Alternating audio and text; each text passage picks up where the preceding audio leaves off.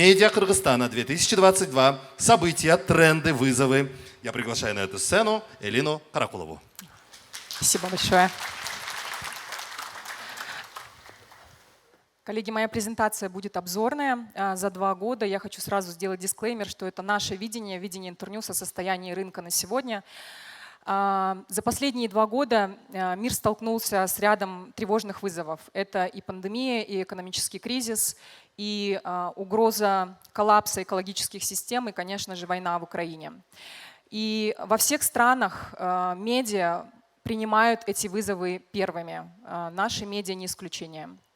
Мы, конечно же, верим, что эти вызовы делают наши медиа только сильнее, но что же будет способствовать тому, чтобы они были сильными не только из-за кризисов, но и из-за каких-то сопутствующих благоприятных факторов, мы вот сегодня разберем.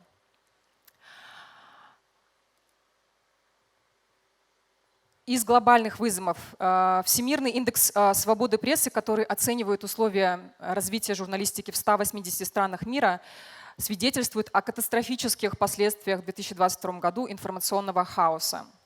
Распространение ложной информации и пропаганды вызывает рост общественных разногласий, говорится в отчете «Репортеров без границ». Также экспертами отмечается усиление контроля со стороны государств, который выталкивает СМИ в несвойственные им ниши, такие как гражданский активизм. Это способствует еще большему антагонизму между СМИ и властями, к сожалению, это мировая тенденция. И здесь надо отметить, что первые два постулата, нам кажется, что они также относятся и к Кыргызстану. Исследование Freedom House также говорит о том, что свобода интернета продолжает ухудшаться уже 11 лет подряд. И здесь такой парадокс. С одной стороны, вроде бы у нас технологии развиваются и двигаются вперед, а свобода интернета, свобода слова в интернете, она как-то движется назад.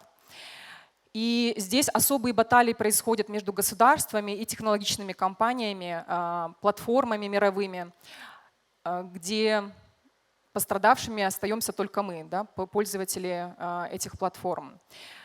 Очень часто мы замечаем, по крайней мере в отчете Freedom House также отмечается, что бизнес-компании заставляют применять особые методы, цензуру и слежку за пользователями.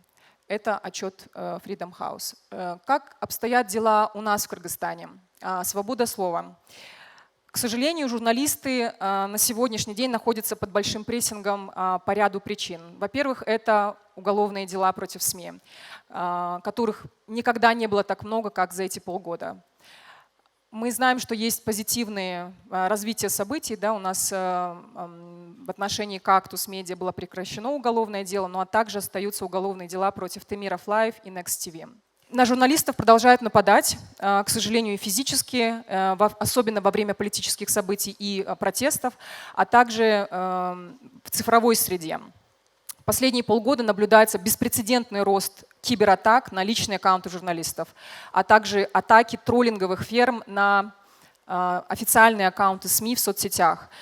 Вот эта тенденция началась у нас в 2020 году, и тогда мы очень сильно опасались за информационную безопасность нашей страны, потому что вы можете себе представить, если бы социальные аккаунты СМИ в соцсетях были бы полностью заблокированы ввиду наплыва жалоб со стороны троллинг-ферм. Я думаю, что это очень негативно могло бы сказаться на нашей информационной безопасности, поэтому мы стали тогда сотрудничать с Фейсбуком, с Инстаграмом напрямую для того, чтобы создавать так называемые белые листы, white-листы именно СМИ.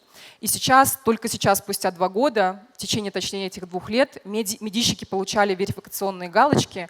Это так называемые вот эти синие галочки, которые защищают их от подобного рода атак. Всех, кто получил эти галочки, я вас поздравляю. Вообще уровень манипуляции со стороны троллинг-ферм вырос настолько, что это создает очень серьезные проблемы для нас, для медийщиков, усложняет нашу работу и дискредитирует где-то нашу работу. Поэтому нам сейчас нужно найти ответ, как в условиях распространения дезинформации, пропаганды, постправды, альтернативных так называемых фактов, сохранить доверие к четвертой власти как к общественному институту. Также мы лишились общественного канала, к сожалению. Во время 2 революций, которые у нас были, требование о реформе общественного канала было одним из требований протестующих. Но, к сожалению, из-за неудачной реформы почему-то было принято решение, что нам этот общественный канал не нужен, мы возвращаемся на национальный или государственный статус. Хотя в мире есть очень много примеров, когда во главу угла ставится общественный интерес, есть примеры успешных общественных каналов, и нам очень жаль, что как-то нам не дали шанс построить полноценное общественное телевидение. Может быть, мы передумаем в какой-то момент нашей истории. Ситуация с законодательством. Здесь, к сожалению, тоже мы отмечаем больше негативных трендов, которые произошли за 2 года. К сожалению, законы у нас не способствуют развитию рынка, потому что принимаются без экспертизы медийной и без анализа регулятивного воздействия. Я, в частности, говорю про знаменитый закон о защите от недостоверной информации. Вот этот закон принимался у нас, так скажем, в 2 этапа, и были протесты со стороны гражданского общества, со стороны медиасообщества. Мы давали заключения свои экспертные, и операторы связи давали свои заключения, но, к сожалению, их не приняли. А сейчас закон до сих пор не имеет механизма реализации, о чем свидетельствуют также смежные госорганы, и мы даже обратились к президенту с тем, чтобы этот закон отправили на утрату. Ну и цензура и давление. Здесь в 3-м чтении вы все, наверное, в курсе, что был принят законопроект о тайной слежке. Это возможность осуществлять слежку без решения суда. Мы все понимаем, что первыми под этот закон будут попадать медиа и активисты, расследователи. Поэтому мы также надеемся, что президент не подпишет этот закон, поскольку он абсолютно антидемократичный.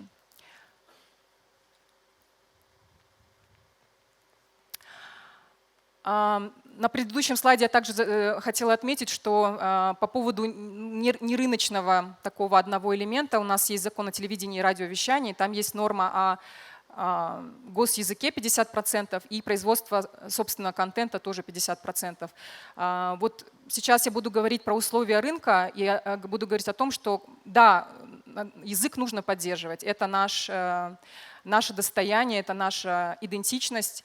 Однако условия рынка сейчас не позволяют исполнять этот закон. И я хочу, чтобы сегодня наши государственные органы, парламентарии тоже услышали этот посыл о том, что индустрия не в состоянии производить столько контента и соответствовать закону на сегодня. Нам нужно придумывать какие-то новые механизмы, чтобы и закон исполнялся, и идентичность наша сохранялась, и язык сохранялся, но при этом, чтобы телерадиовещатели не страдали. Значит, что у нас по рынку? Телевидение, к сожалению, не восстановилось со времен пандемии и экономического и политического кризиса. В этой связи мы также в том числе видим кризис лидерства и незавершенную пиплометрическую панель. Для тех, кто не в курсе, мы занимались построением телевизионных электронных измерений, которые бы давали нам картинку по телесмотрению в режиме реального времени. Панель была уже отстроена в 2020 году, мы даже презентовали тестовые данные, но, к сожалению, из-за пандемии, из-за того, что у нас вот такая экономическая ситуация очень жестко ударила по игрокам рынка, не смогли телеканалы поддержать эту панель. Сейчас панель находится в замороженном состоянии, и в ведении индустриального медиакомитета мы все-таки, я вижу, что у нас присутствуют коллеги из медиакомитета, мы надеемся, что все-таки эту панель удастся перезапустить, потому что нам всем нужны телеизмерения, нам нужна картинка и понимание по аудиториям для дальнейшего развития рынка. Медиа также перестали зарабатывать на выборах в связи с изменением избирательного кодекса, и это, конечно, тоже не способствует развитию устойчивости. Хорошая новость в том, что диджитал-сегмент у нас вырос 2 раза с 2019 года, сейчас я покажу тоже цифры. Вот это цифры по рынку у нас. Я хочу сразу сделать дисклеймер, что точных измерений у нас, к сожалению, не ведется, и поэтому данные вот эти нельзя назвать абсолютно точными. Но как вы видите, да, телевидение 2,5 миллиона – это оценочные цифры. Никогда еще наш рекламный рынок телевидения не был таким низким. Ну, на моей памяти никогда такого не было. То есть, когда мы видим эту цифру, Айнура Кубанычбековна, для вас тоже. Вот эта цифра, 2,5 миллиона. Да? Мы должны понимать, что наши производители контента, на которых лежит очень большая миссия по информированию, по сохранению информационной безопасности, национальной идентичности и других задач, она практически невыполнима на такой объем рынка. То есть если мы хотим, чтобы у нас присутствовал язык и прочие другие моменты, связанные с информационной безопасностью, мы тогда должны какое-то время, скорее всего, датировать наши медиа. Это очень важно.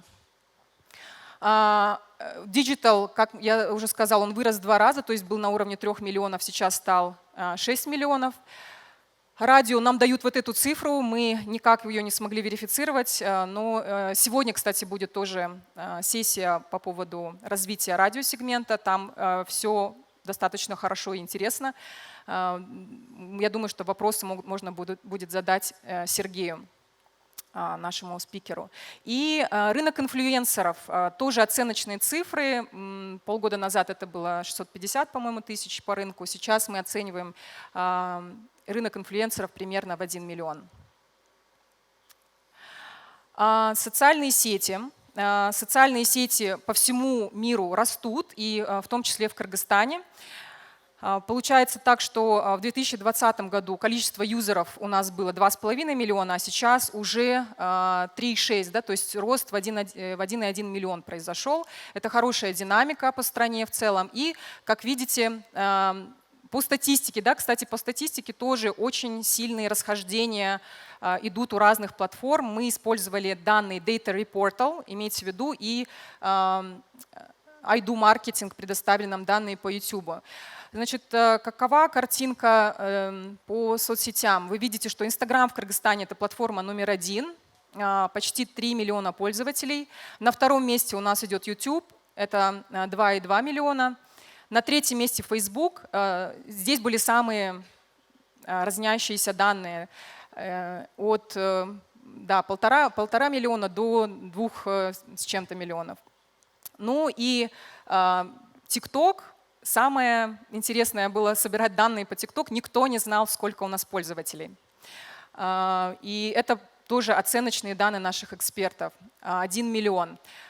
Twitter на уровне 65 тысяч, но здесь сидит очень активная политически информированная аудитория. Мы сегодня будем говорить о политическом блогинге. Я думаю, что у нас часть спикеров будет из активных твиттерян. Ну что же, поговорим про хорошие теперь новости. В пандемии не закрылось ни одно СМИ, и это нас радует. Я думаю, что это было в том числе благодаря тому, что есть агентство по развитию, которое поддерживает медиа и производство контента. Не во всех странах это происходило, во многих странах медиа закрывались, к сожалению, и создавался вот этот информационный вакуум. Подписан указ президента о развитии креативной экономики. Я сегодня говорила, что мы будем говорить об этом вместе с Данияром Аманалиевым. Туда включены реклама и коммуникации. Вот я хочу коллег обратить внимание, что у нас до 10 июня на общественном обсуждении находится законопроект о парке креативных индустрий. Нам очень важно поучаствовать в разработке этого законопроекта. У нас остается неделя времени.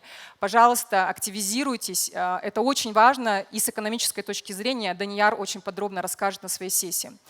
Открытая служба информационной политики к диалогу. Ну, собственно, сегодня вы видите, присутствуют у нас 2 руководителя. Будет презентация сейчас от Айнур Кубанычбековны. Мы рады этому диалогу. И сейчас я хочу сказать, что разрабатывается матрица взаимодействия во время чрезвычайных ситуаций. Это очень важный документ. Я думаю, что у нас не будет никаких заминок и вообще не будет чрезвычайных ситуаций, мы надеемся, но и не будет заминок в случае, если эти ситуации будут происходить. Информационных, я имею в виду, заминок. Да? Спрос на расследование растет. Мы очень рады, что нам удалось обучить очень большое количество редакций в рамках расследовательского проекта ТРАК по стандартам OCCRP, это международные стандарты расследований. И теперь будет, надеюсь, расти количество и качество расследований.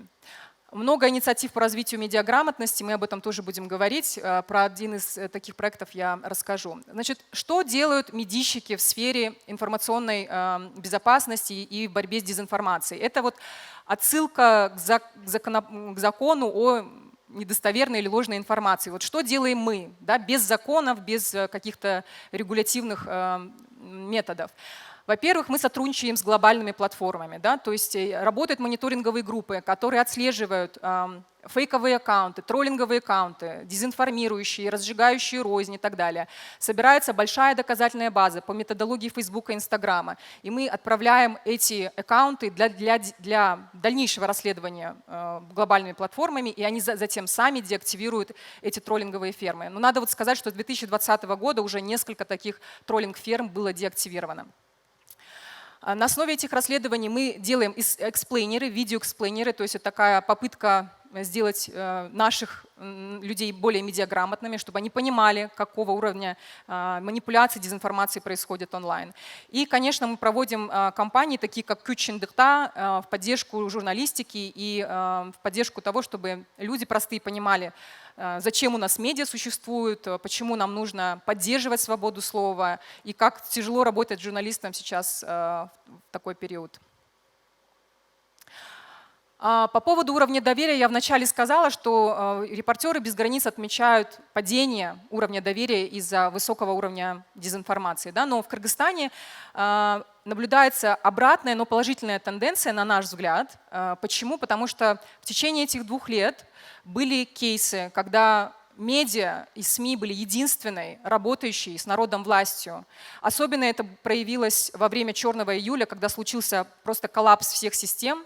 К сожалению, наша страна была номер 1 в мире по уровню смертности от COVID. Это был Черный июль, и тогда медиа стали своеобразными социальными службами и связующим звеном между волонтерами, между погибающими, между какими-то институтами, теми же здравоохранения. И такая же ситуация происходила во время октябрьских событий, когда создался вакуум власти. И особую сплоченность надо отметить во время освещения кризиса приграничного в прошлом году. Все это создает условия для высокого уровня доверия, и мы, коллеги, должны это ценить, этим пользоваться и укреплять в дальнейшем вот этот уровень доверия. Он сейчас как никогда высок, и мы этому очень рады. В отношении контента. В этом году было создано, в прошлом и в этом году, несколько сериалов, которые, мы можем отметить, имели позитивные изменения на социальное поведение, причем в очень короткие сроки. Это «Кыргыз-собак», например, да? Первый сериал на кыргызском языке для подростков. Удивительно было то, что сразу после сериала к нам поступали сообщения о том, что идет бум и спрос на образование в регионах, на IT-курсы, на языковые курсы, на бизнес-коучинг и так далее. И в парламенте поднимались вопросы о школьном рэкете, о насилии в семье, о миграции, о бедности и других вопросах. То есть один сериал может произвести вот такой колоссальный эффект в нашем обществе. То же самое касается сериала «Пандемия. Альманах 2020». Это была наша летопись о Черном июле, о ковидном периоде. Нам было очень важно собрать истории, человеческие истории, как мы прожили тот период. И у нас создан прекрасный сериал, который ушел на международные фестивали, но сейчас он доступен онлайн на наших YouTube-площадках. Кино помогает нам осмыслить происходящее и пережить вот эту боль. И эта боль действительно очень большая, поскольку сейчас происходят вот эти события в Украине, да, и, к сожалению, наше общество также разделилось по этому поводу на 2 полярных лагеря. Есть противоборствующие стороны практически в каждой семье. И в этом смысле мы считаем, что с точки зрения информационной безопасности у нас вопрос стоит очень остро, потому что вот я уже отметила давление экономическое, есть политическое давление, и в плане информационном, международном у нас нет никакого такого присутствия, да, потому что, опять-таки, нет экономической подпитки. По контенту еще несколько трендов, которые очень важны. За 2 года появилось несколько сильных расследовательских групп. Это Медиахаб, Идрис Исаков, Темиров Лайв.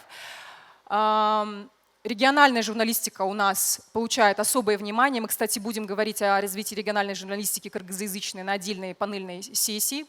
После обеда мы пригласили гостью из Грузии. Она поделится с нами своим опытом развития региональной журналистики в Грузии, в очень похожей в плане экономическом и политическом стране.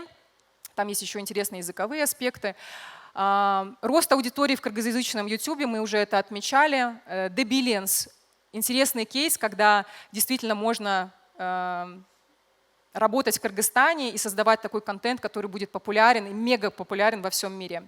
Это история успеха кыргызстанская. Подкасты. Тоже очень интересный момент, что здесь очень сложно отследить статистику, но мы замечаем, что в Apple Podcasts и других площадках наши подкастеры занимают лидирующие строчки в Центральной Азии. Это ниша перспективная, на наш взгляд, даже потому, что к нам в Интерньюз поступает очень много запросов о том, чтобы производить подкасты. И Белим Айтыш, возрождение просветительской роли акынов – это интересный такой тренд. У нас акыны перепевают расследования. Первым это сделал Булут Темиров. Также Антарас у нас продвигает новый формат айтышей. А мы в этом году решили приобщить наших акынов к своей просветительской роли в сфере медиаграмотности. То есть мы сначала собрали, обучили акынов пользоваться соцсетями, создавать собственный контент, рассказали им, что у нас творится в сфере дезинформации, и дали даже уроки по кыргызоведению, кто у нас был, да, из акынов. Понравилось вам? Понравились эти уроки? Отличные было. Отличная инициатива, потому что даже наших просветителей нужно просвещать, это хорошо. Вот. И у нас сейчас 21 акын, вы сейчас их видите, вот они красивые такие, и теперь они рассказывают нашим пользователям соцсетей о медиаграмотности иносказательно, в стихотворной форме, через фольклор, через примеры из Манаса, из нашего знаменитого эпоса, выходят на совершенно другой уровень. Мы сегодня рады, что часть акынов сегодня с нами. Ну и точки роста. Что дальше? Вот это точек роста на самом деле много. Я отметила здесь только часть. Во-первых, использовать возможности искусственного интеллекта для того, чтобы повышать доверие к объективной информации. Мы вот развиваем дата-журналистику. Сегодня у нас спикер из Украины будет говорить, как она важна для того, чтобы действительно повышать это доверие и вести как бы аудиторию к объективной информации. И это делается все с помощью больших данных, да, обработки через возможности искусственного интеллекта. Поиск способов народного финансирования. Мне кажется, что мы уже созрели до краудфандинга полноценного. И в этом году мы запускаем наконец-то лейку. Все, кто участвует в этом эксперименте, я надеюсь, у нас все получится. Там было очень сложно это запустить. Пиплметрия. Мы надеемся, что все-таки позволит нам рынок перезапустить эту систему. Она уже практически была готова. Хочется все-таки, чтобы она заработала. Проявлять субъектность. Сегодня я просто призываю всех посмотреть на то, как законопроекты создаются без нас. Такого не должно происходить, мы должны в этом процессе участвовать. То есть хочется больше активности от медиасектора. Развитие медиаграмотности. Вот здесь вот этот тезис я хочу, чтобы тоже мы все запомнили. 96% языка вражды в социальных сетях создается искусственно троллинг-фермами. Вот это надо всем нашим детям, коллегам, любым интернет-пользователям знать и просто проверять информацию, не доверять и не пересылать какую-то недостоверную информацию. Поддержка кино и искусства – это важные для нас опоры поиска смыслов и идентичности. И, конечно же, онлайн – это бесконечное развитие там, потому что там есть и метрики, и можно делать планирование. Главное – это понимать свою миссию и свою аудиторию. А в целом мы считаем, что будущее за свободными медиа, и мы надеемся, что именно свободные медиа у нас будут процветать. Благодарю вас. Элина Каракулова.